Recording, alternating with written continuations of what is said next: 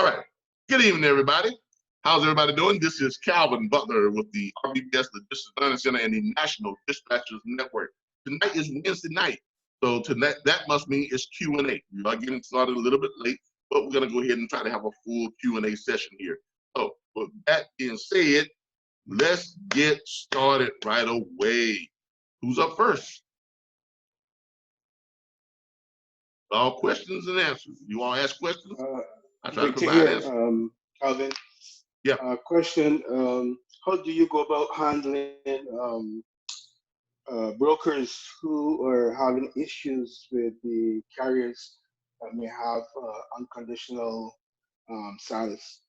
If the carrier is unconditional, carrier is you mean like if they're unsatisfactory carriers? Well, not overall, but it may be like we saw last night. Maybe just one fault, whether it be safety or something like that.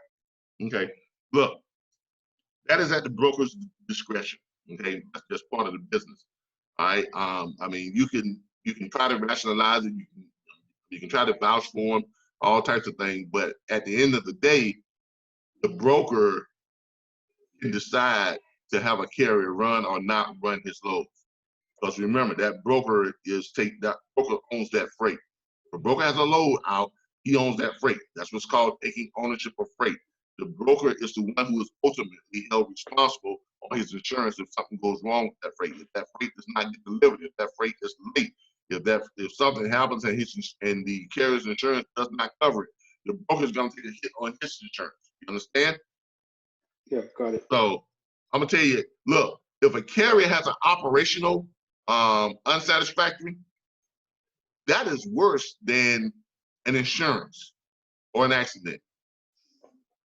And you all care to guess why that is worse?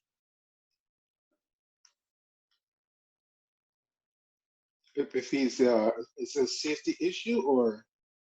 Well, what I mean, an unsatisfactory on his operation. Remember we looked at on we was on Truckers Path, and we were looking at how they rate the carriers, and one of the things on there was on the operation. Now, operations mean how are they delivering? Are they on time? Are they late? Are they doing what they're supposed to be doing? The reason why that is worse than having an insurance,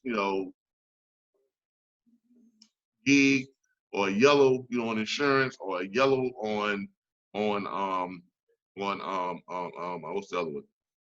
Insurance, even on your authority, because those things sometimes they'll lapse. Okay, something could happen when you didn't get the renewal, or somebody that was supposed to be in charge of the renewal and it didn't happen. So, but then you got it back up, and you got your insurance back together, and you got your authority back together, stuff like that. But operational, that goes towards the character of that carrier. So that's something that they can definitely control, right? And if they have a habit of not delivering loads on time, not picking up loads on time, if they have a habit of abandoning freight and things of that nature, that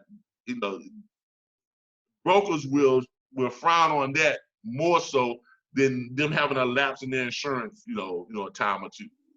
Okay, because that indicates that carrier is probably lazy.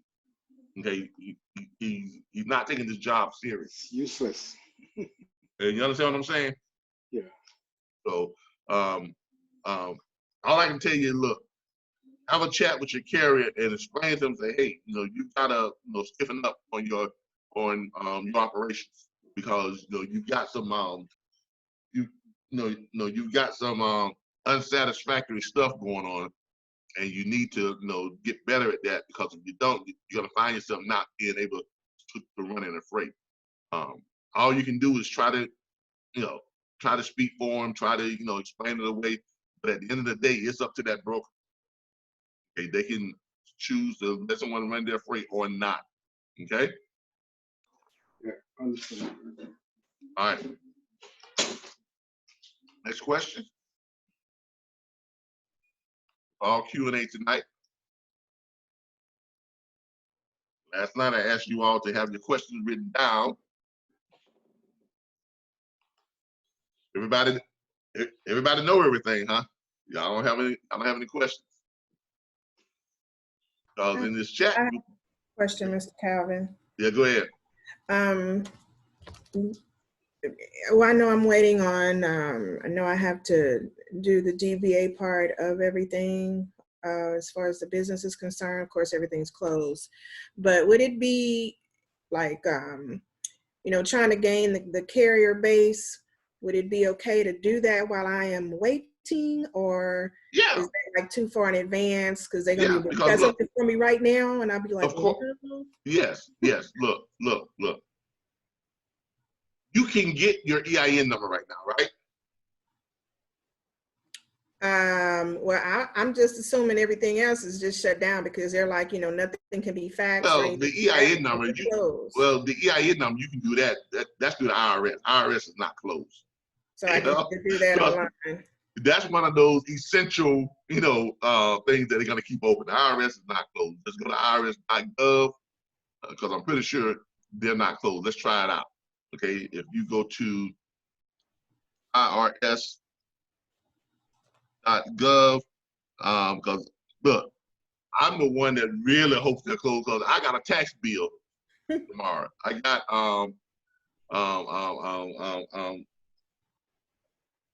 I was unaware that they had changed the tax rules a couple of years ago that the LLCs had to file every quarter, right? They pay your taxes every quarter now with the LLC, and that took effect a couple of years ago. I was unaware of that. So for an entire year, I let it go by and tried to pay my taxes at the end of the year and found out that I had a huge fine. Because when they fine you for that, you get like almost $8,000 fine for not filing on time. And then you get charged like somewhere 12 to 13% interest, right? Per day. But every day it goes over, for every day you don't pay it. So I had a whole year's worth of 13-point-something interest on top of an $8,000 fine. So it turns out you like wind up having to pay the IRS like almost $47,000. All right. It gets very serious when when you don't pay your taxes on time, and ignorance is not an excuse. That's you can't use that as a defense. So I got a tax bill that's due tomorrow. I usually go down to the IRS on the 1st or the 2nd, and I pay them. Here you go. Make sure y'all got it. Okay. So if they're closed, hey, I'm happy. But I'm telling you, they're not closed. The IRS is always open for business. Okay. You go to the search area, the IRS is always open. You go in there, and look, they don't care what's going on. If you owe them money, you owe them money. You can't tell them, hey, I was affected by by the pandemic. So, okay, and what that mean to us? You owe us $46,000. You got to pay that. So that's all there is to it. All right, so let's see here, EIN numbers. And you're looking for the EIN application. We'll see what they tell us. They tell us they're closed, I will be happy as pie. All right, so far, nothing that says they're closed. Click right there. Hours of operations, Monday through Friday, 7 a.m. to 10 p.m. Eastern Standard Time. Don't look like they closed, y'all. Apply online. The U.S. government system is for authorized use only. Use this system. Use of this system constitutes consent to monitoring, interception, and recording, reading, copying, and capturing by authorized personnel of all activities. This is there is no right of privacy in this system. Unauthorized use of positive. It doesn't look like she knows, y'all. This system. Pardon me? Pardon me? Okay, someone has me on a feedback loop, which means you have your phone and your computer both on. So turn the volume off on one of them. If you got me on your phone and on your computer, turn the volume off one. Because when that happens, I started hearing myself talk because it just repeats it right behind on what I'm saying. It's like a feedback loop. All right. All right. Now it looks like they're open. Okay. Begin the application. You begin up. Yeah, they're open. so yeah, you can go and get your EIN number through the IRS. All right. So since you can get your EIN number, right, that's all you really need because unless you're filing LLC. Now remember, if you file LLC, you have to pay your taxes every quarter. So I would advise you all to file what? S Corp. Okay, file as an S Corp. That allows you to pay at the end of the year. It also will allow you to wait a couple of years and file for all 3 years at once. Right? It used to be that way for LLCs too, so I thought it was still that way, but it wasn't. Okay, I was gonna wait a couple of years being filed, and that's what kind of got me the tax bill. But but it is what it is. All right. So, but if you file an S Corp, you can pay at the end of the year. You file your tax at the end of the year, or you can file on the 3rd year. You can skip 2 years and file on the 3rd year if you're trying to double up on your deductions or triple up on your deductions, or if you've got money coming back, trying to triple up on your money coming back so you can do more with all one lump sum versus having it a little bit each year. So that's why the S Corp is set up that way. All right. Now, if that's the case, if you're filing under the S Corp, you have until the tax filing deadline to have your legal entity registered with the state. In other words, before you pay taxes that year, you have to have had all your stuff into your state. And the tax filing deadline for this year is what? April 15th, 2021. Okay? So you can operate all the way up until, I would say March, February, right? And then go ahead and get everything filed and in with the state. Okay? So I can just do the EIN number? Yeah, just do the EIN number. Then you can operate your business, right? Just make sure you keep up with how much you go on taxes, how much money you're making, how much money you owe on taxes, okay? Kind of keep up with it. I would take out 15.3% for taxes, just on the safe side. Then at the end of the year, when you do your actual incorporation papers and all that type of stuff, and you file your taxes no later than April 15th, okay?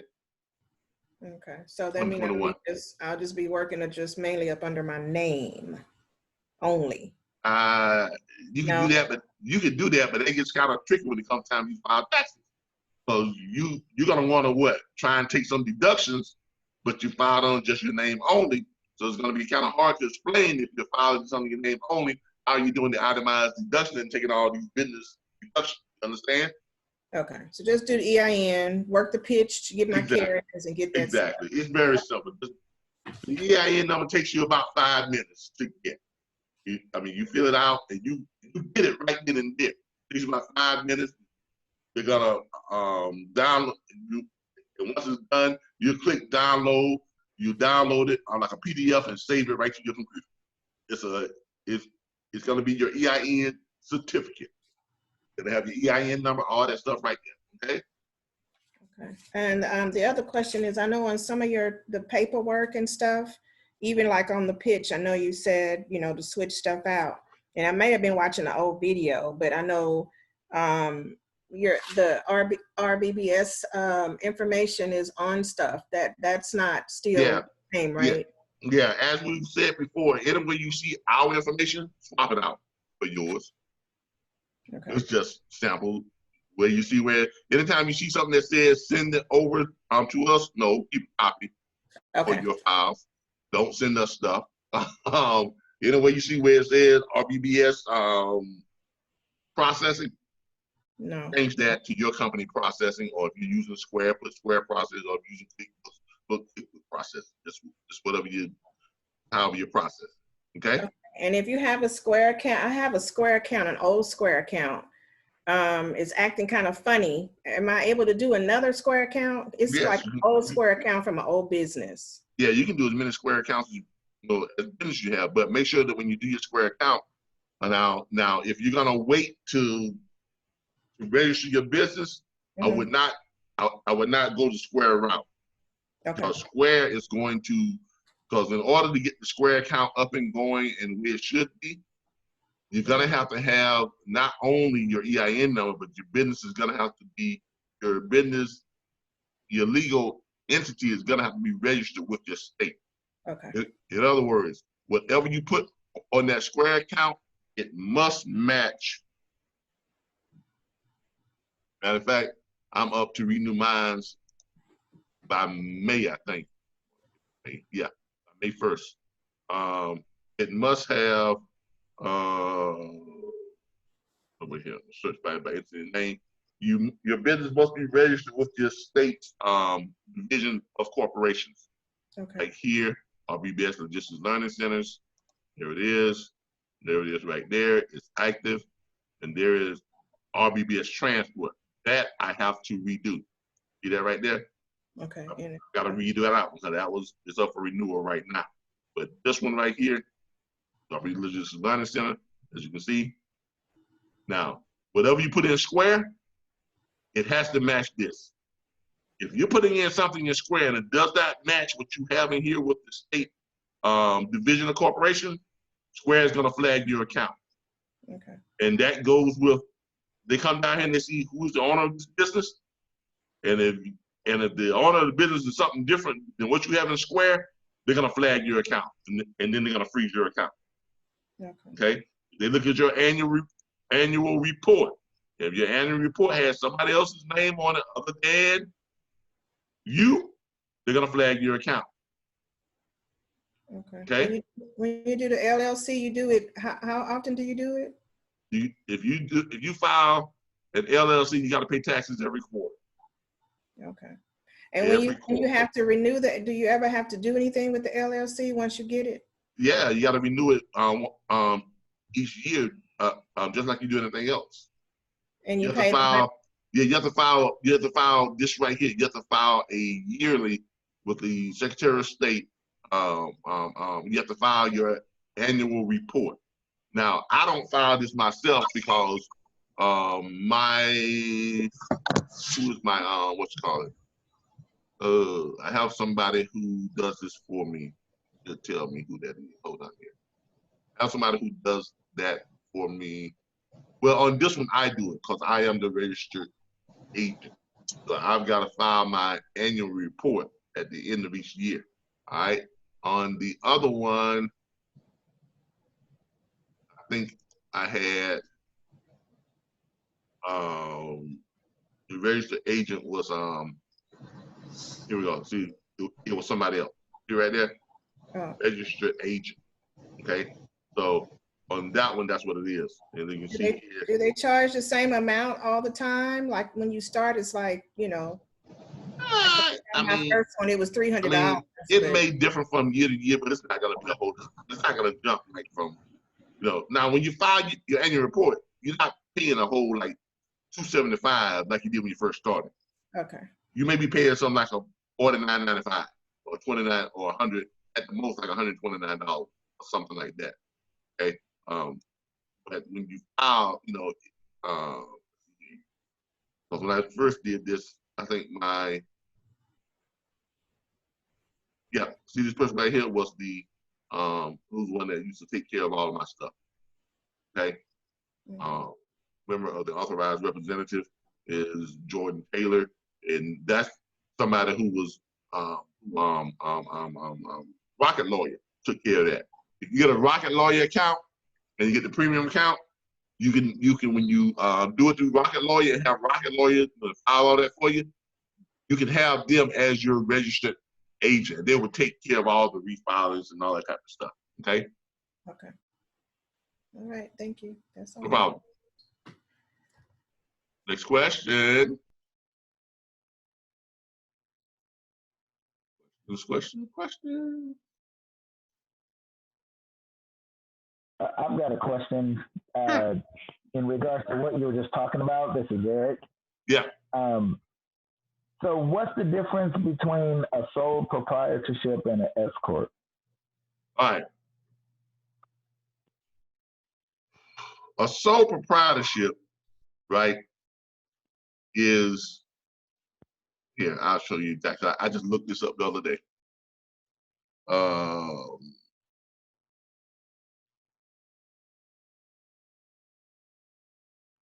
Somebody else asked me that in a private consult, and I asked that the other day. All right. S corporation definition. All right. All right. I tell you, yeah, somebody asked me, what does the S stand for in the S Corp? It stands for subchapter, okay? If you have less than 100 shareholders, anything from 1 to 100 shareholders, it's an S Corp. If you have no shareholders, it is a sole proprietorship. You understand?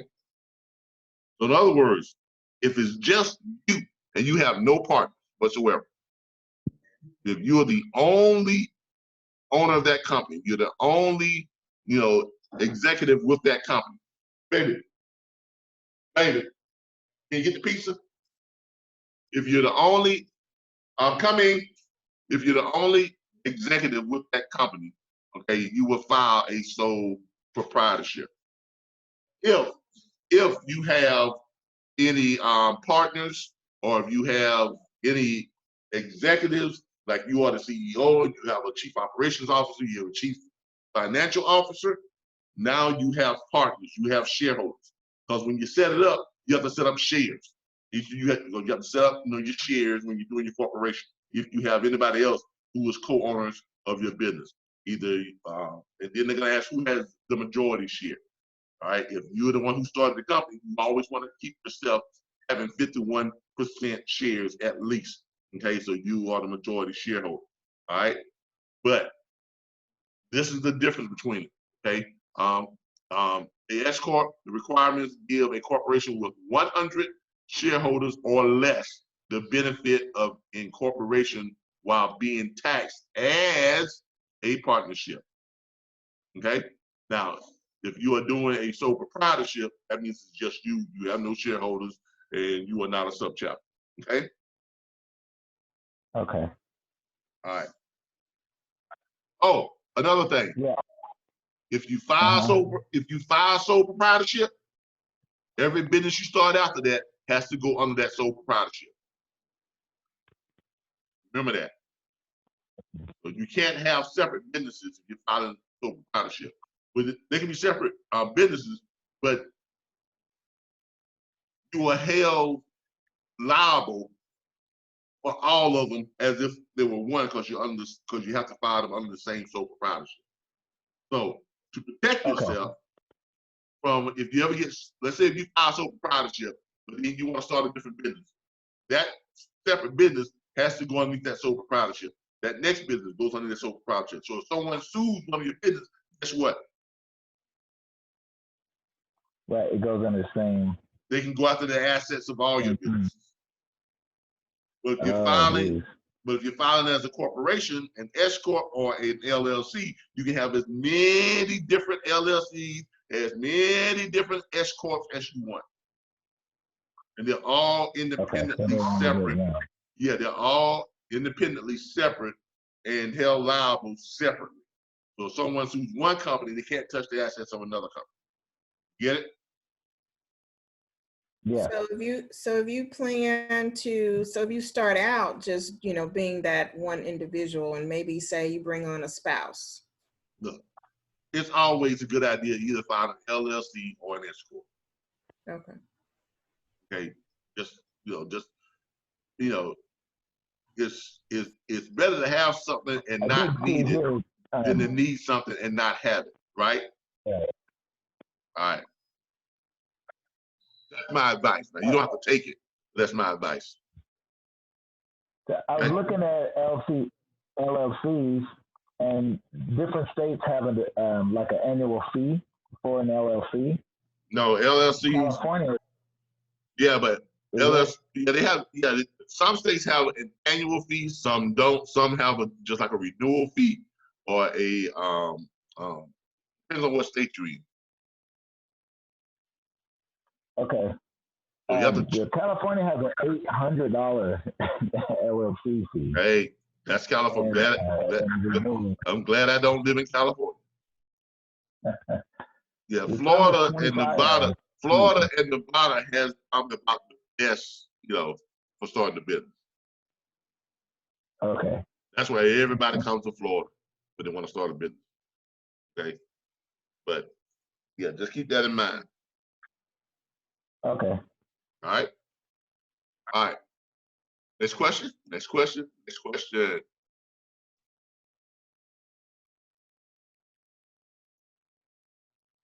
Oh, we're waiting on this question. I've got another one. Yeah, go ahead. So when do we use the broker dispatcher contract carrier agreement? The broker's dispatcher contract carrier agreement. You realize that's what you just said, right?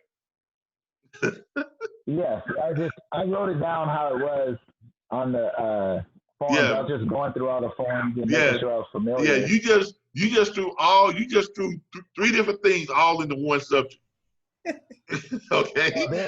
There's either gonna be a broker carrier agreement, or there's gonna be a dispatch carrier agreement. There's not gonna be a broker carrier dispatchers agreement. Okay. Dispatchers don't do a quote unquote an agreement with a broker. Now you can do a contract, a side contract with a broker if that's what you want to do, but I can't think of what you would want to do one for.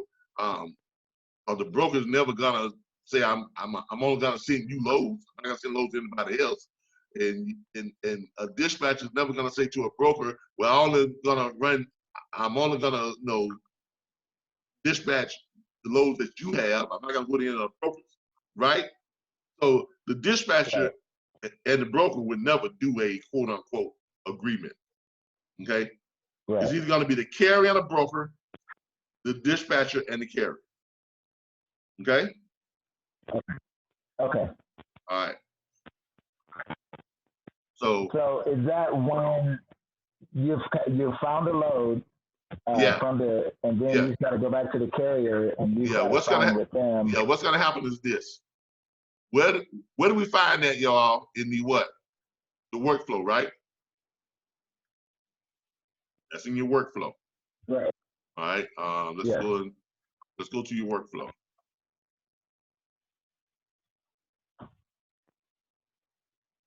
Oh yeah, so that's number 3 in the workflow.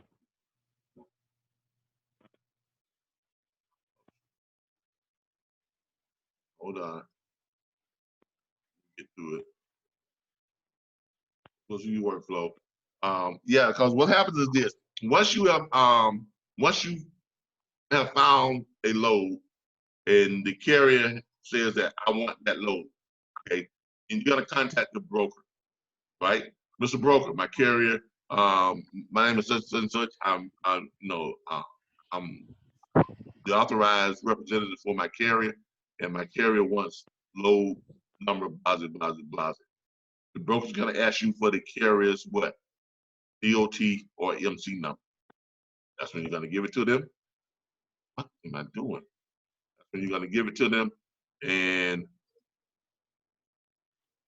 workflow. That's when you're gonna give them the DOT number. They're gonna run it. It's gonna take about 2 minutes. It ain't gonna take that long. You're gonna run it. They're gonna inform you that carrier is either good to go, or I need a carrier broker agreement. Right? The carrier needs to fill out my broker packet. Okay. At that time, you're gonna ask the broker to send the link over to you or send the packet over to you. Okay. Now most brokers have a link. They're just gonna send you the link. Excuse me. And your carrier is gonna go to. Yes, please. The carrier is gonna go to the that link and fill it out online. Okay. Now, remember last night I told y'all the best way that you all should handle that, you should have how to create yourself a onboarding page. Show you what it kind of looks like. You can create what's called your own onboarding page. All right. Now, when we were brokers, and our shipper's onboarding packet was already here. You can put it in here. We had a carrier site too that was separate from the shipper site. Dismantled the carrier site when we stopped getting brokers.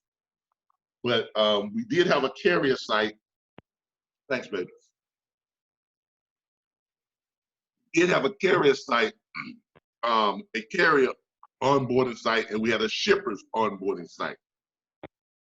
Our carrier onboarding site had the broker carrier packet on it, just like you see here, where they hit click on it and just pull the packet. Okay, but they can go here, have an area here say why, why do business with RBBS Transport LLC, and on here, just like we have here for the shippers, we had a bunch of stuff here that explain why carriers should do business with us. Right? And you come over here, we had the packet itself. You come in, you can pull up all our different things. So the shipper sign up packet, there it is right there in Word, the freight broker letter of authority, certificate of liability insurance, form BMC 85, our SAT code assignment, form W9. You can put them all up separately, or you can put the whole packet right here. Okay? Okay. If they wanted to just look at one thing, they can go in and say, hey, let's check out their authority. You pull it up and there it is. There's our letter of authority. See how that works? You want to look at our certificate of insurance. They click right there, it will pull up our certificate of liability insurance. Okay? They look at it and say, oh yeah, they got $1.3 million of insurance. They good. Okay? Or if they want to pull up the whole packet, let's review the whole packet. There it is right there. There's the whole packet. The whole thing. Hey, we had the same thing with the carriers. But the carriers can go in and they can just pull up the packet, they can go and fill it out, they can submit, boom, comes to our email, we got it. Yeah, that. So what I would suggest to you all is to create your site and have you a blank carrier, broker packet. Just create one, okay, like a sample one, but have it where they can fill it out. So when they go in and they fill it out, and then they send it to you, now you already got it, right? So when a broker tells you he needs a carrier packet filled out, and he sends you the link, you just pull up the one that you got in your website, right? Or in your email under that carrier, pull up their file, pull up their sample broker packet, right? And then you just copy and paste. You go to the broker's link, and where it asks for the DOT number, you go over there and you copy the DOT number, you put it over there. When it asks for the MT number, you copy the MT number, you put it over there. When it asks for the certificate of insurance, you go ahead and do a download and you attach it over there. That's how you do it. Makes it very simple, now doesn't it? Yeah. So you don't have to keep bothering your carrier. Completed carrier broker package. Okay? All right. And you can do this in just about any website, Wix, webs.com. All you gotta do is just add a form page to it, and then you go in there, you put in what you want, each line to be, and then you put down beside it, asking for this, and they click on it. They're gonna ask them, they can type it in, put that in. They're gonna type it in, put that in. And then when they send it, it's gonna come over to you like a nicely done PDF form, all filled out, right? And it makes you look very, very, very professional, as you all can see. Your process becomes seamless. Okay. For those of you who are brokers, you might want to really, really, really think about setting up you a onboarding, a shipper's onboarding site, and a separate broker's, a separate carrier onboarding site. Okay. So it just makes it real simple, real easy. It makes you look very professional. It cuts out a lot of hassle and time. Okay. All right. The answer is satisfactory enough? Oh, yes. All right, great. Next question.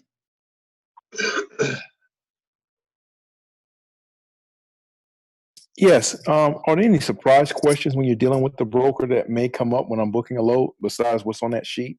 Surprise questions.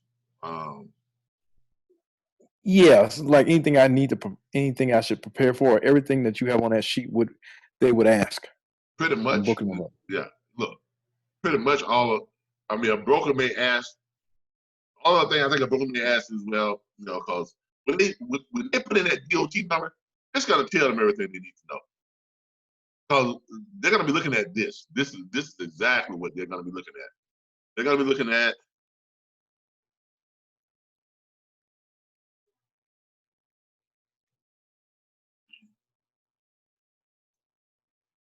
at some type of TMS system. They go ahead and they say, what's your carrier's DOT number?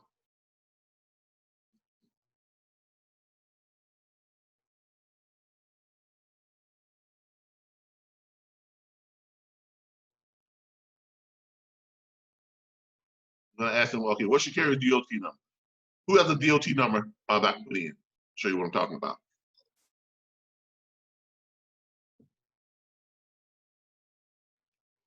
Anybody have the DOT number I can put in? I have one. All right, let's have it. 3400-214.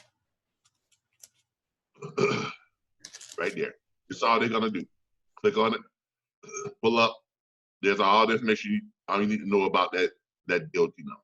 Have the MC number, tells you where they are, this type of stuff right here.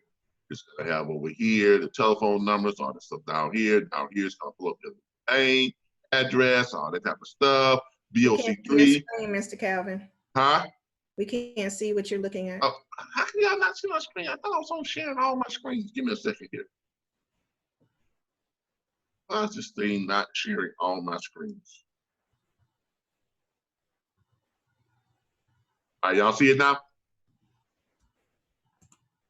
Yes. Yeah. All right. Yes.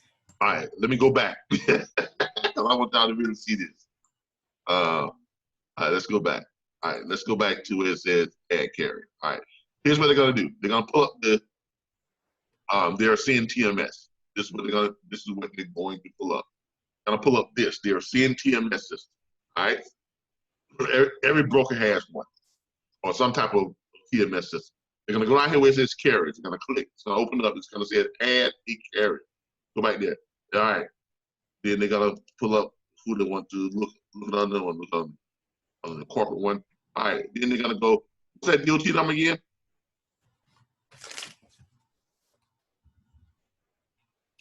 3400-214.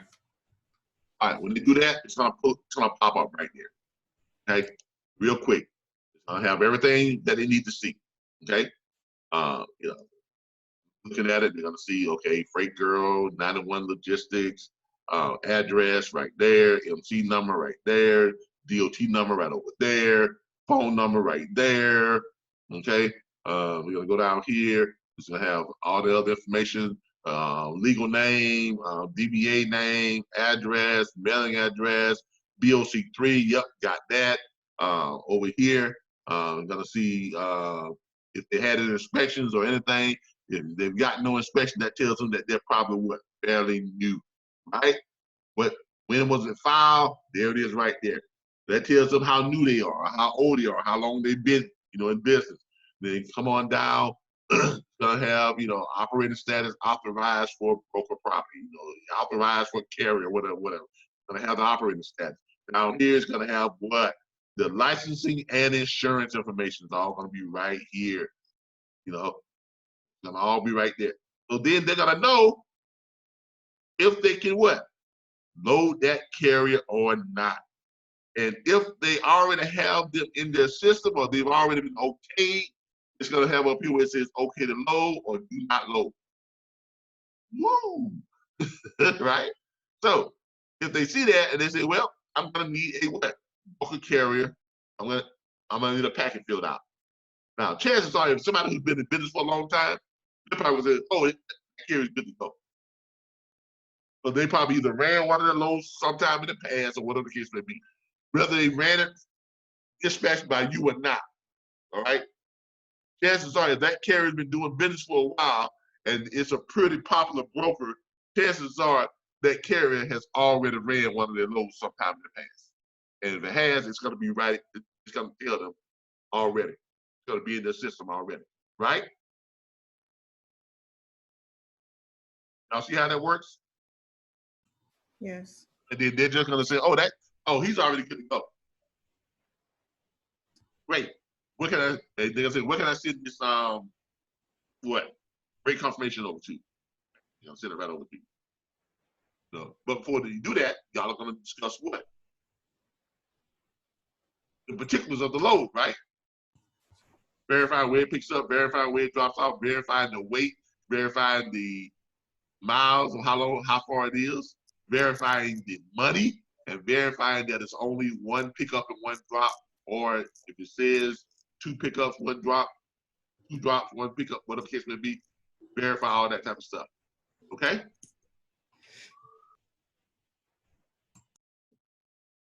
Y'all got it?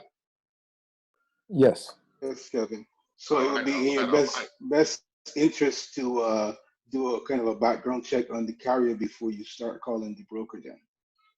Just to see how, it's satisfactory or. You can.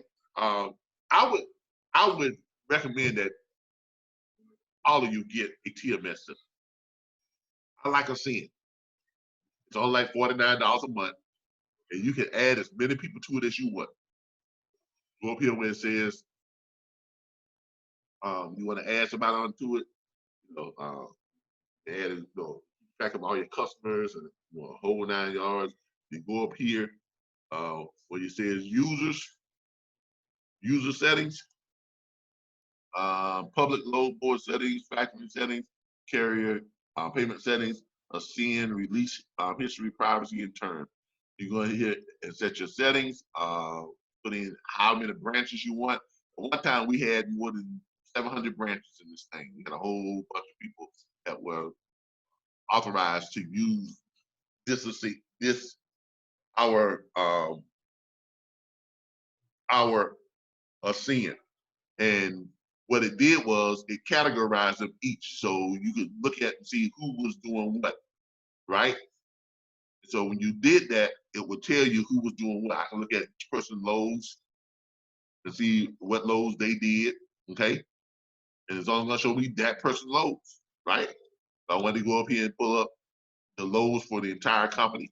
I'm going here and pull up the loads, view loads for the, hold up here. Field loads, check load templates, search load boards, search loads, view loads, all branches. I can view loads from all the branches, all that type of stuff. I can go ahead and view everybody's carriers. If I want to view their carriers, where you sign on what carriers, 2 carriers. If I wanted to see a certain person that signed on a carrier, it's all branches how many carriers that Keon had, stuff like that. If I wanted to see what carriers Michelle had, what carriers, RBBS agent had.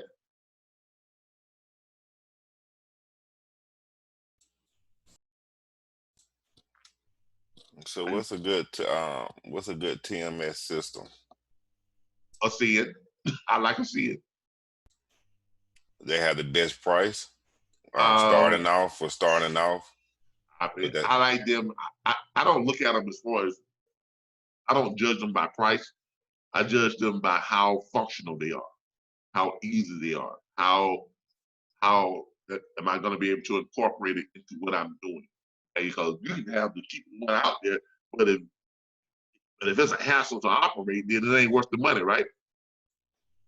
You're right. I'm just trying to say, like, starting off and you just really just trying to gain carriers. Yeah, I like to see him because look, $49.95, it gets you everything. Okay, $49.95 yeah, for that. Yeah, $49.95 for this right here. You can add many people to it to shoot for. Okay. Okay. I mean, you got everything from you know,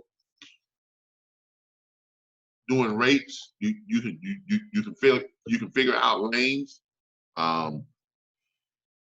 Let's say. I have a question on that, Calvin. Yeah. This Damien, can you use this to find the rates, like for what carriers get paid for auto haul and stuff like that? For auto haul, yeah, that's not on here. It has flat, okay. It has drive bed, reefer, and flatbed. Okay, gotcha. Now, this one doesn't have like all the hot shots, all that type of stuff. You can do an instant rate like from Tallahassee, Florida to Las Vegas.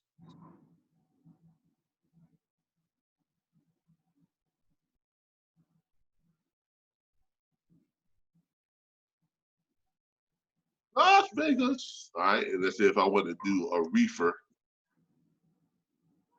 and I wanted to check the lanes and get the rates. I'll see that. It gives you the high, the mid, and the low. The all-in range. On the low end, $3,622.08. The medium rate, $4,198.32. On the high end, $5,309.64. On the line haul, average, $1.38, mid, $1.65, high, $2.15. Fuel rate range, 38 cents on your fuel rate range. On the low, 39, on the mid, 43 on the high. Okay. Come over here, it gives you your line haul, the miles, on your fuel surcharge, total $41.98, $33.95.70 on your line haul, plus your fuel surcharge. And this is giving you a mid. That's giving you a mid. Now, if I wanted to pick the high, I could pick the high and go with that, but it's giving me the mid right here. Okay. So that's good right there for when you're negotiating the load without the rate on it. And yeah. You'll know. Yeah, you kind of look at it and see what the trend is. And you can use this if you got this already. It's kind of a quick snapshot. It gives you the route, the whole 9 yards, total miles, blah, blah, blah. Now, if this was a flatbed with the same route, see how it changed? 3,500, 35.19, 42.39, 54.53.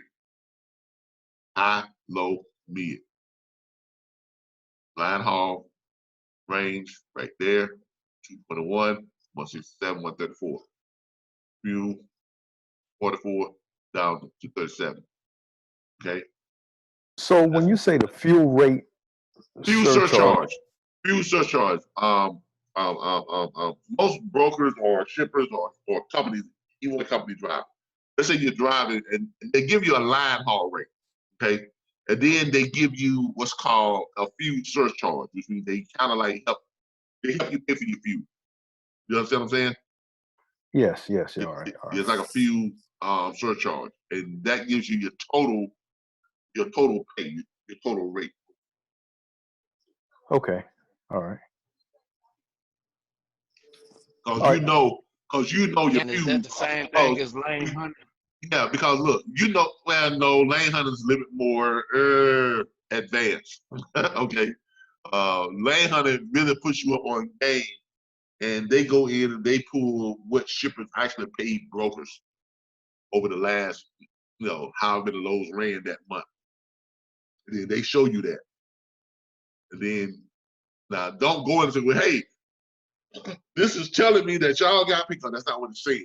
That's not what it said. It's taking the average of what the shippers pay brokers for that lane, right? So if your broker is running a load, got a load that's in that same lane, you can look at the average, right? And then you can kind of use that to say, well, okay, you know, from what I know about this lane, you're not gonna say I'm looking at. I mean, because you're not gonna want to give away your hand, right? From what I know about this lane, you know, I'm thinking I should be a little bit closer to this versus that. You see how you want to draft that conversation? Yeah, got it. Yeah, you want to use tact. You want to use tact. Those of you who don't know what lane hunting is, let me take y'all there.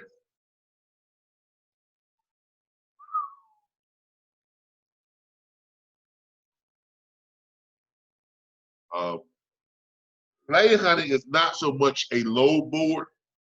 It is a lane board. It kind of puts you up on game and kind of gives you some insight as to what the broker is actually more than likely looking at as far as their cut. Okay, so but you have to be. Well, I think I missed it. I didn't miss it.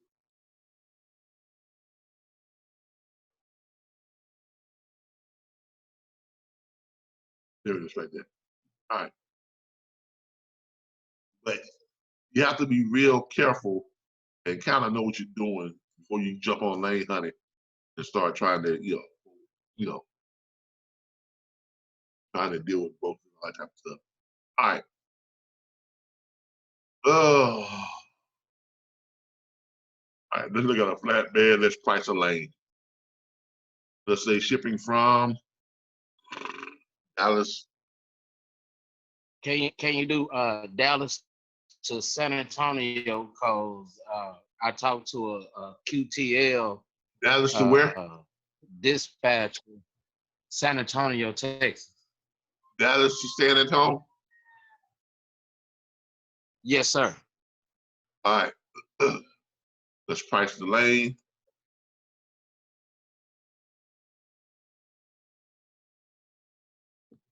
All right. You're looking at flatbeds. All right. All right. Your lane. Lane hunter market data. Now notice it says market data because that's all this is. This is market data. Okay. Shippers pay $964, roughly $3.53 rate per mile. All right. Carriers earn $642. On average, $2.35 rate per mile. Broker spread is 33%. Y'all see how that works? The market for Dallas, 100-mile radius, they're basing this on 4 loads, right? 725 trucks. This is the market, okay? 725 trucks. So at that number of flatbed trucks that have completed deliveries to the region in the past week, all right? Bill 261. Right. Current wait time, you don't know your current wait time is an estimate of the time it takes for the truck to arrive, unload, and depart shipment. They kind of because they really don't know. All right. Highest demand lanes out of Dallas, 100 miles. There's your highest demand lanes right here. All right. Pottery, Texas to Fort, whatever. Those double loads, they got 23 loads that are currently available. The shippers pay $5.86 per mile. Okay, 18 loads right here, going from Saginaw, Texas to Colorado, 923 miles. Shippers paying $2.66 per mile. 14 available loads here, there to Nacogdoches, Texas. 881 miles, shippers paying $5.91 per mile. Now, y'all would notice that the shorter the miles, the higher the rate per pay, right? Y'all see that? Right. So that goes back to what I tell y'all about trying to flip your carriers to run shorter mile runs. And you can, because if you can pick up a few, you can probably run at least 2 of these a day, right? Right? Right. Yeah. Say, let me ask you a question. $5.09 a mile. Now, when I talked to the QTL guy, he was attempting to pay $425 for that Dallas to San Antonio. And that's pretty good, right? Well, averagely from Dallas to San Antonio, you're usually getting 550 to 600 for a flatbed. You're talking about $425 total pay, not per mile. I thought you were saying $4.25 per mile. Right. Oh, okay. I would try to bump him up a little bit. I would literally try to at least. Okay. I would literally try to split the difference with it. You know, say, look, from what I've seen, from my data research, shippers are paying, upward $650. I'm sorry, carriers are getting upward $650. Shippers are paying somewhere between, $900 and $1,000 on that run. Right. So from my data report, it says that you got a little bit more money, that you can part with. How do you feel about that? That's how I approach it. Well, thank you for that tip, because I did it the other way. I just said, oh, you must want me to get fired. No, you just gotta be tactful. No, you gotta be tactful now. I mean, come on. You gotta be tactful. And plus you gotta feel out who you're talking to. Some things you can say to some brokers, some things you can't. Right. So but you gotta be tactful. Right. But this he laughed. Yeah, exactly. Okay, well then great. But see, this is a good tool for you all to use when you're going into negotiations with the brokers and stuff like that. This is not telling you exactly what those. I see. This is not telling you exactly what they paid. It's telling you, it's giving you, their best guesstimation. It's taking the loads that a good roundabout. Yeah, it's taking loads that have ran and what they have paid, and it's kind of giving you an idea of what those lanes usually run. Okay. Understand. All right. Now look, there's a lot of tools that you all can make use of in your back office. Okay. That's the reason why we give y'all access to more than 100 load boards, because you're never gonna find all things on just one load board. Okay. You'll develop a feel for your favorite ones because of how they're set up, or how easy they are to use, or how well you can understand them, and you'll develop the feels for the favorite ones that you like. Okay. So but that's why I have never felt the need to use that. Me personally, I think it's overpriced and overglorified. I've never seen loads on that was any real difference in the loads that were on Next Load or direct freight. I mean, to be honest with you, or 123 or Truckers Path or whatever. Okay, so what justifies paying $199 or $299 for a load board versus paying $49.95 or $39.95? I don't see it. I really don't. Right?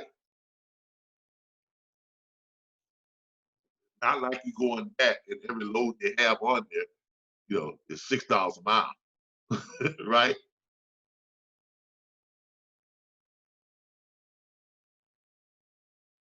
If you think I'm wrong, just say wrong. But give me some feedback.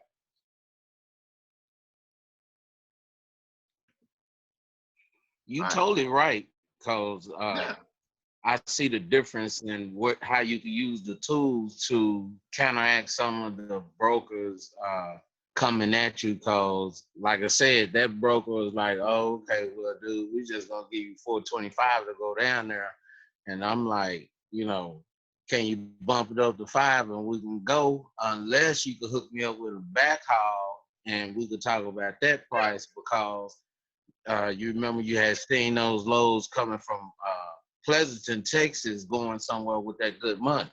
Yeah. And so I was trying to outsuit some, and a little bit. Yeah. Look, this is a good tool, but please know how to use it. Okay. Please know how to use it. Don't go on here and say, "Oh, well, shoot, y'all paying y'all paying, that's not what they're saying. Shipper paying $9.6 a boat." You don't. Right. Don't do that. Right. I was driving trucks for 15 years, so yeah, I know what that lane pays. Yeah. It pays $550, $600. That's been that for a while now. Yeah, that's what it pays out to the carrier. So the brokers got to make their money, and this goes to show you that brokers don't make like people think they're making 50%. Remember I told you the average that brokers make is somewhere between 30 and what? Between 25 and 35%. No more than 35%. That 33% right there is about the average that, because the carrier normally gets what?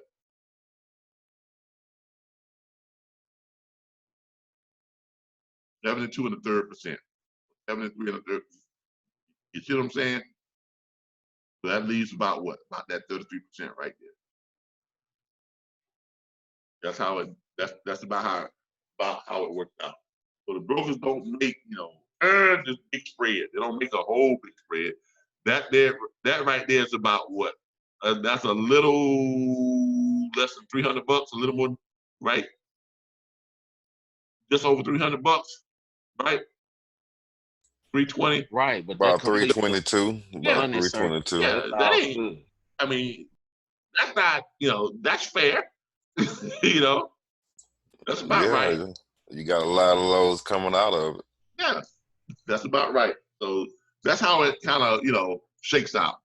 All right. All right. Let's have a couple more questions. I gotta go get my pizza. All right. Hey, all right. I got a question for you. Let's say I booked a load. He drops it, sends back the paperwork. I send it to the broker. The guy gets paid. Right? He gets paid. Yeah. How do I ensure I get paid from him? Well, you're gonna invoice him. Okay? Because remember your workflow. Go back to the workflow. All right. Go back to the workflow. Remember your workflow, right? Once the carrier sends you the BOL, right? You send the BOL and the carrier's invoice over to the broker, right? Right. All right. How long are you gonna wait to call that broker to inquire about that carrier's pay? Next day? Yeah, next day, day and a half. I usually give it a day and a half. Okay, day and a half. No more than 2 days tops. All right, because they're sending up. Because they're gonna base what they're doing. They're sending it up to their factoring company. And the factoring company is gonna be the one that cuts the checks, right? All right. So day and a half. No more than 2 days later, you're gonna call that broker up. Hey, Mr. Broker, how you doing? This is such I'm calling and check the status of my carrier's pay on load number blase, blase, blase. That carrier's gonna tell you one of three things. Or that broker's gonna tell you one of three things. That carrier got paid yesterday, or that carrier is due to be paid today, or that carrier is set to be paid within the next couple of days. Regardless of what they tell you, if they tell you any one of those, you are going to go ahead and do what? Create your invoice. All right. Hold on one second. AJ, cut that out. my dogs and they're playing. You're gonna go ahead and come here about that. Okay. Say hey to everybody. Hey. All right. Behave yourself. All right. You're gonna go ahead and do your invoice. If you use a Square, you're gonna go to your Square account. You're gonna do your invoice. You're gonna print up your invoice. Go and watch the video on invoicing. If I get into this right now, we'll be way past 10:30. All right, because it's a long process. So it's a lot that I'm just tell, but we have a video on it. It's called invoicing. Okay, and we have a couple of videos in your back office video library. All right, but that's where you're gonna go and you're gonna create your Square invoice, and then you are going to email it to them, and you are going to text it to them. We show you how to do that in the video, and they're gonna get it, and we show you what it looks like when they pull it up. They're gonna get it. Oh, all they gotta do is click on it, and then put in their credit card information, and hit pay or submit. Bam, comes right into your Square account, and you can transfer it right to your bank account. All right, and what if he doesn't do that? If he doesn't do that, then you got a problem. You gotta try and collect your money. Now remember, when you send your invoice, you're also sending what?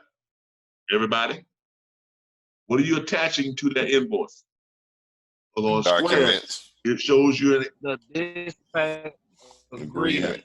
With every invoice you send, you are going to attach to it the dispatch agreement, the signed dispatch agreement that young man signed. You're also going to attach the rate confirmation sheet that young man signed, or the young woman signed, that carrier signed. You're also going to attach the BOL that's signed by the receiving shipper, right? Now, why are you attaching all three of those things? It's Proof. Not just proof, but you're letting him know that I got you if you decide to try and buck me, right? I got everything I need. You're not saying that, but that's the impression you're giving.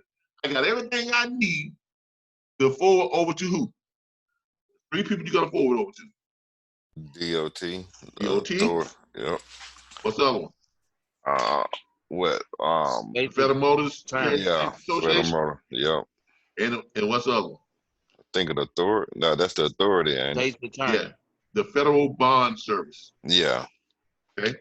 You're gonna send it to all three of them, and you're going to file a claim against their authority for non-payment of contract. They're gonna send them a nice, nasty letter. Hey, Mr.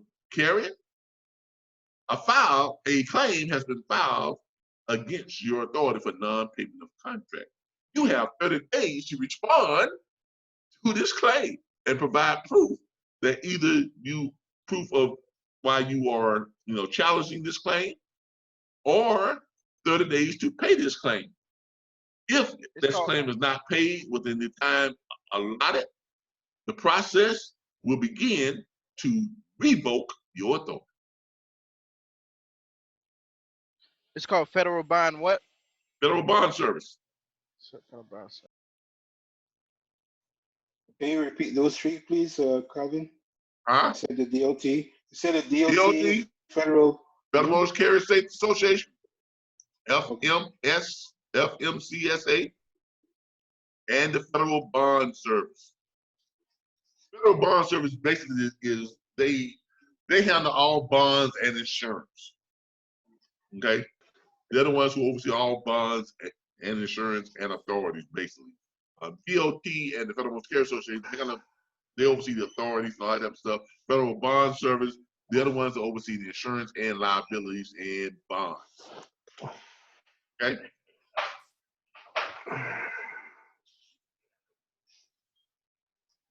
All right. Got time for one more question.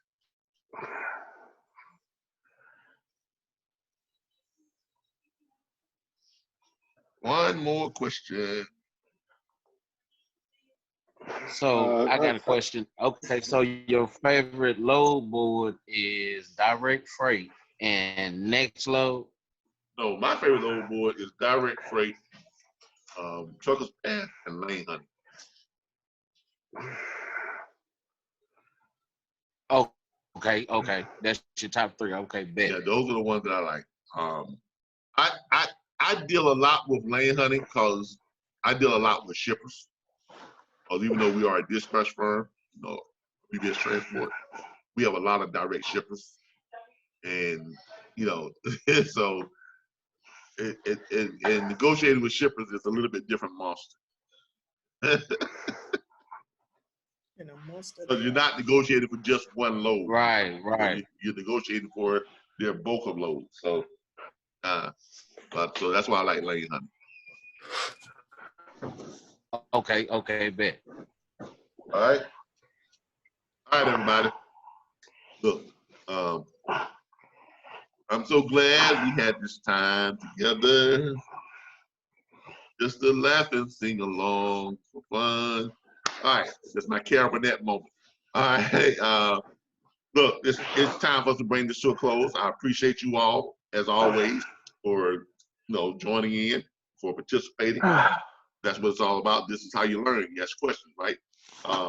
This Saturday, we're going to have I'm trying to leave time for at least an hour and a half of just Q&A on the Six Figures Book and Pay from Home show this Saturday. We will not have a guest host this Saturday. The young lady who was from the other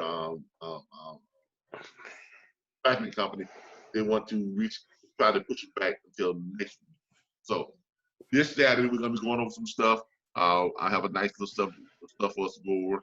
And we are also going to have a good little lengthy Q&A session, okay? So you all can have more questions. Y'all start writing them down tonight, or jotting them down, and things of that nature, all right?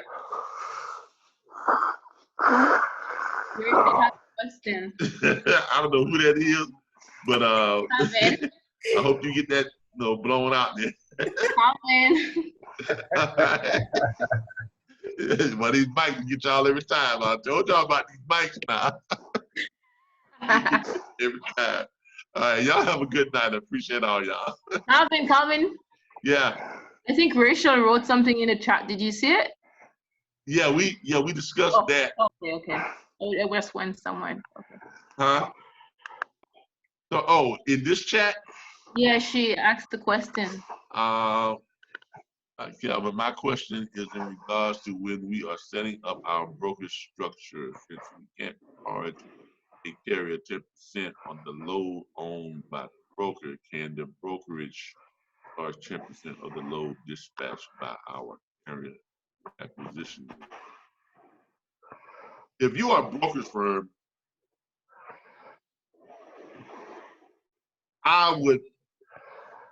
you can do 10%, but that's paying a lot to your carrier. You're actually paying the carrier 90% of the load fee. You understand what I'm saying? The average brokerage firm pays a carrier about 73 1/3% of the load, and they keep somewhere between 27 and 33%. Okay, that's about your average. So if I would say, kind of split the difference on that. If you're a brokerage firm, let the carrier know that they're gonna.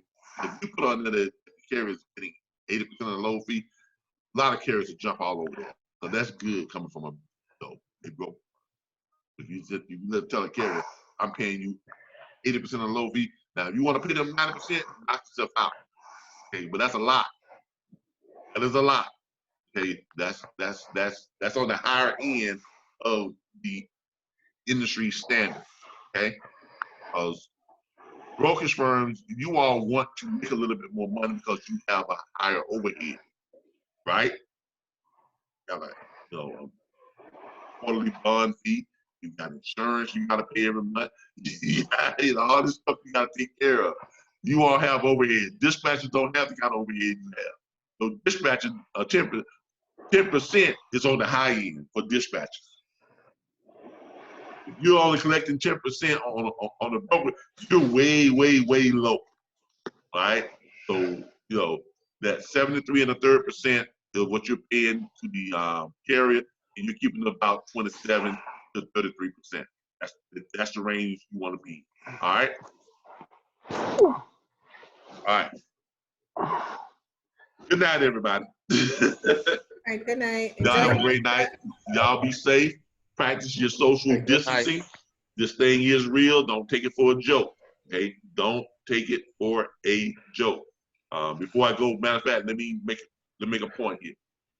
Okay?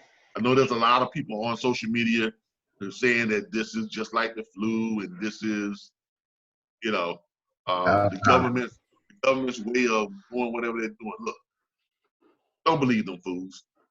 I'm telling y'all right now, don't believe them. I did 10 years of military. I did 8 years special forces, 2 years military intelligence. Don't believe them fools. Okay? Don't believe them.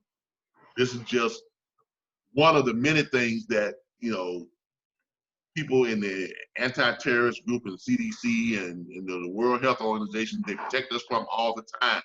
And this is the worst case scenario. This is their worst nightmare, that one of 1,000 things that they have stopped gets through. Okay? I can't tell you all the number of dirty bombs and, you know, chemical, you know, stuff that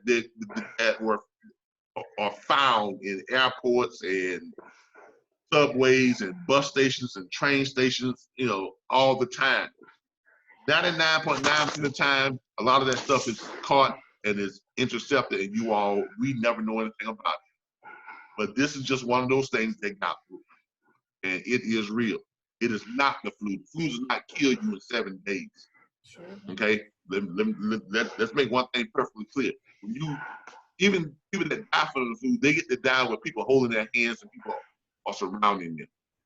People who die from this, they die alone in a hospital. The family cannot be anywhere near them. Okay, there is no worse way to die than drowning on dry land. This is not the flu. So don't make the mistake of someone telling you, oh, it's just like the flu. No, it's not just like the flu. Or the flu is worse. No, the flu is not worse. The flu has a vaccine. The flu has treatment. This has no treatment. This has no vaccine. And this will kill you inside of 7 days. You can catch it on March the 1st, and by March the 12th, you're dead. Okay, let's make that perfectly clear. Also, another thing that makes it so deadly is that it is almost likened to an airborne virus, which is the worst type of deadly virus you can get. You got a virus that's deadly and it stays alive outside of the body for a few hours. This thing can stay alive for 24 to 48 hours outside of a host body. If it falls on a surface, someone sneezes, coughs, or whatever, and it's on a surface, you're in a grocery store, or you're somewhere, and you come along, you touch that surface with your bare hands, it's not going to get through your skin, but then we have a tendency to do what? Face. Touch our face, all this other stuff. It's in your stuff. That's where it gets you at. Okay? So that's why it's important to keep your social distance. That's why it's important to continue to wash your hands. That's why it's important to wear gloves. Hey, where's my headphones at? They're saying about the mask. They revisited the mask. They really wear masks outside now. Look. When they first talked about this thing, when they first talked about this, almost a month ago. Hey, somebody has the mic open. I can't hear. Hey, Mike, your mic is on. Yeah, you heard me. Hello. We can't hear. I don't know who that is. They just going on and on and on. All right. The thing about the mask is this. When they first talked about what this was, I ordered 20 masks. Okay. And I ordered them straight from China. The N95 masks. One that has the little things on the side with the filters, and I ordered a pack of about 60 filters. Okay. They're rewashable and they're reusable, but the filters last for about a week. Okay, so you know, hey, protect yourselves, people. That's all I can tell you. And the thing that scares me is not all this stuff that these people are putting out.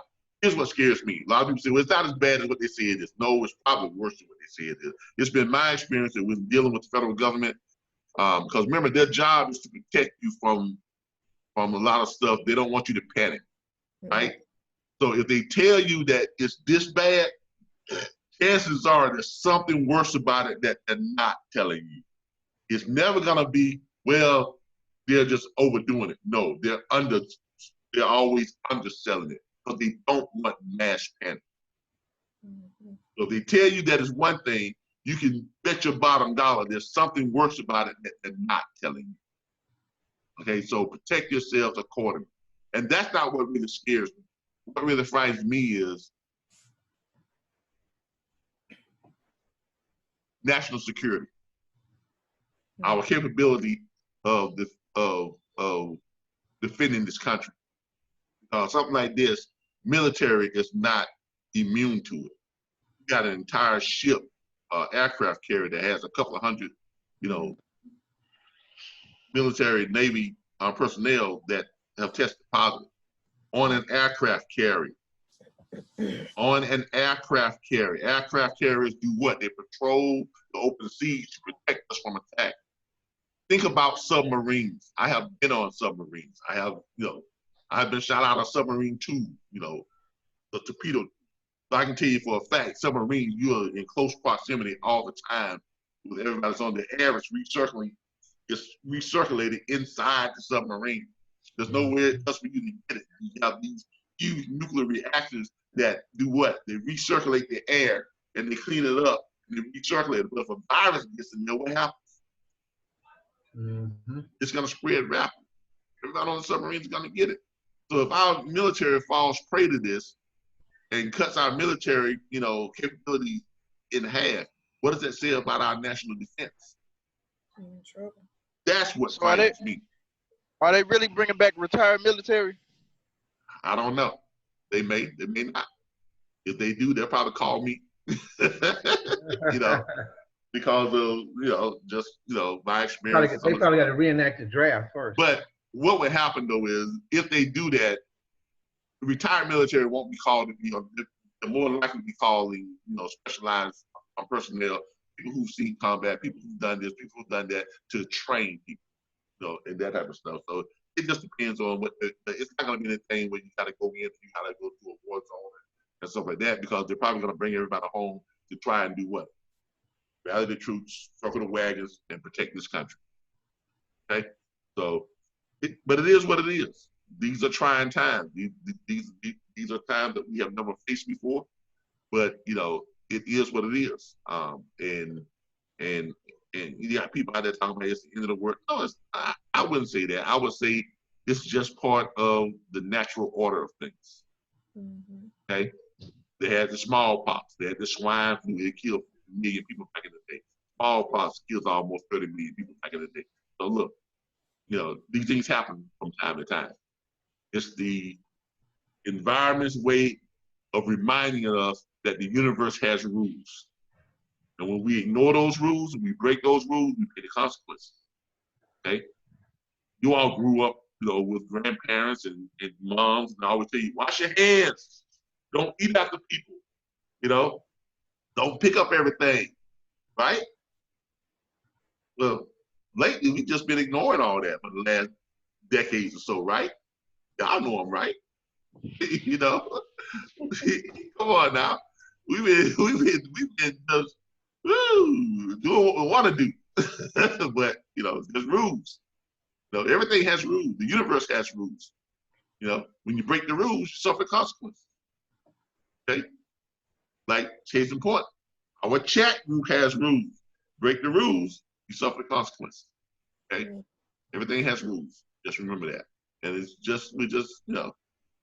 just got to get back to obeying the rules. That's all it is. But this is real. A lot of people are not going to make it through it. But, this is the world we live in. All right? So protect yourself, be safe, and just, use common sense. Please, don't listen to these crazy yahoos. Some of them are telling, there are people out there actually telling people, if they ever come up with a vaccine, don't take it.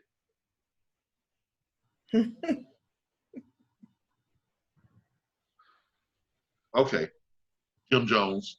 Okay. Okay. Like, I mean, people just. But anyway, you know, use common sense. All right, protect yourselves, protect your family. Hey, if you're elderly, don't go visit them now because you don't know if you got it or not because you're young and you're strong. You may not be showing symptoms, but you could pass it on to someone. Now, I actually think I actually had this thing back in 2018. Okay, and the reason why I think that, I'll show you. In 2018, in the early part of 2018, I was that's the time when I was, you know, getting this platform up and running just the way I wanted it, and I had just moved from a storage unit to a fifth wheel camper out by a lake, out pretty much in the woods. But I had my Wi-Fi and all that type of stuff, and I was really hunkering down and developing this platform. I got so sick, and that's the year it snowed in Florida. I woke up one morning and I was so sick. When I say I was sick, I was sick. I couldn't stand up straight. I woke up out my sleep because I couldn't breathe. I literally could not breathe.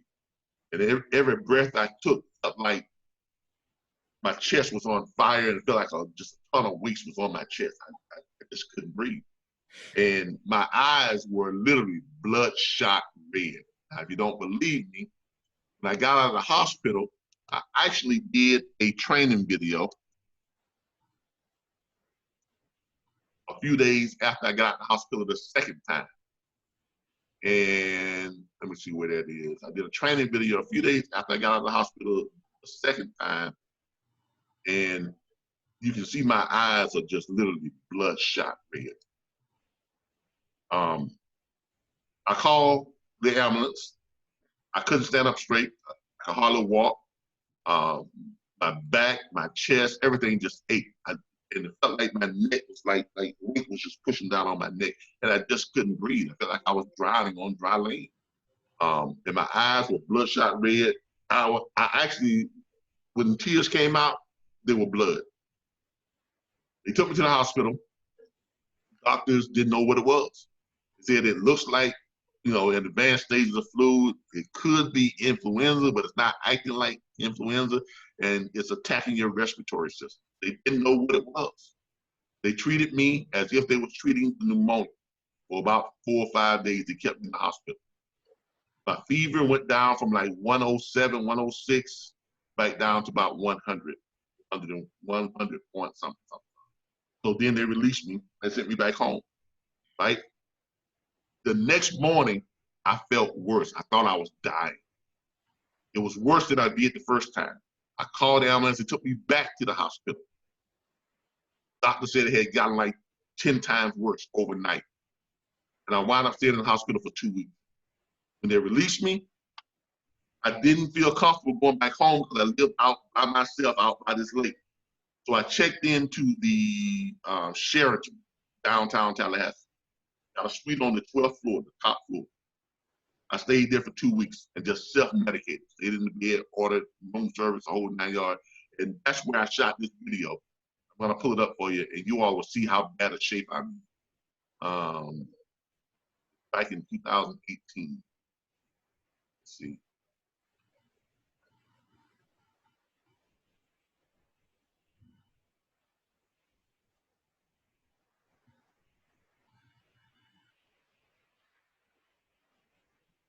Where's it at here? I'll be able to pull it up here in just a second as soon as I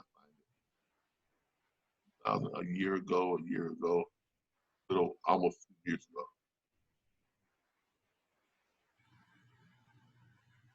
But I literally, I thought I was dying. And that it. Oh, that's a console.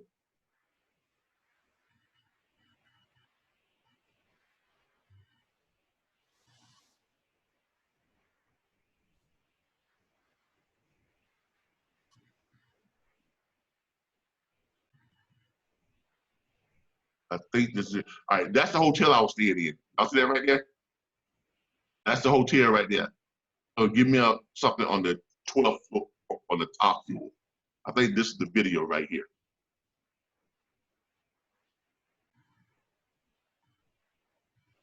All right. Now, I'm going to send y'all a link this because y'all probably can't hear. But I want y'all to look at my eyes here. I'm literally telling them I just got out of the hospital. I'm recuperating from what I think is the flu.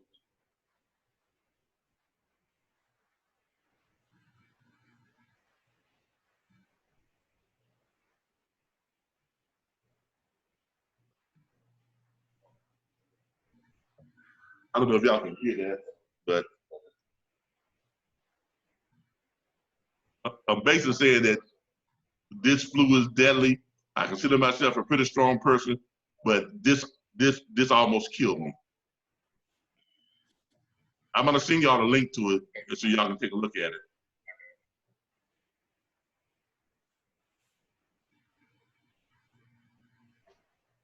All right. Do y'all see that? Oh my goodness. Do y'all see that? Yeah. That was after I started feeling better. Okay? That was after I've been in the hospital for almost 2 weeks. The second time, I was feeling better. That's me feeling better. But before that, I was literally crying blood. Both eyes were like, there was as red as bloodshot. There was like blood, literally. I thought I was a vampire.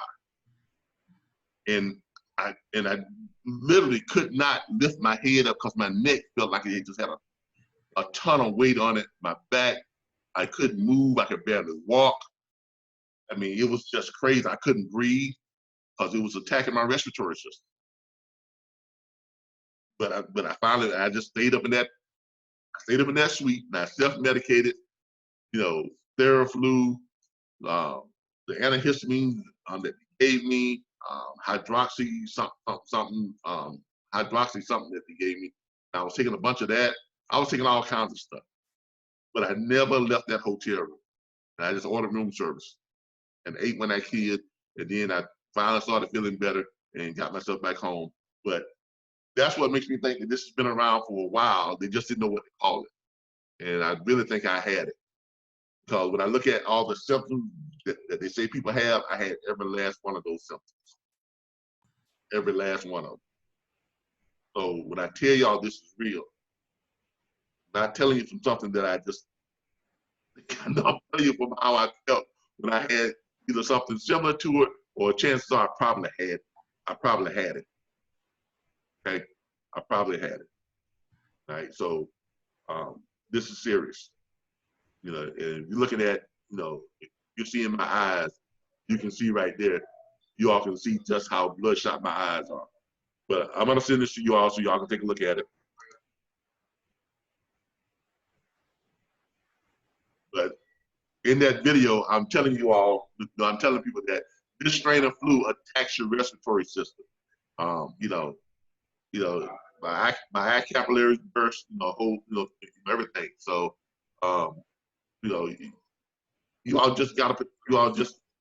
you all are gonna have to protect yourself. Here's the link. You all can go and take a look at it. Y'all can go and take a look at it. That's the video right there. You all can go take a look at it. Okay? Right. All right. Again, everyone take care of themselves. Everybody be careful. Take this thing seriously because it is serious. Don't take this thing lightly. Please don't. Please don't. Because I hate for anything to happen to any of you all or your family members or your friends. With that being said, I wish you all a good night. Wish you all, health and good fortune. And hopefully I'll see you all back here on Saturday. All right, don't eat too much pizza now. I'm trying not to, but I'm about to dig into it. Okay, good night. All right, everybody. Have a good night. All right, have a good night. Be blessed. Bye, everybody. Good night, bye.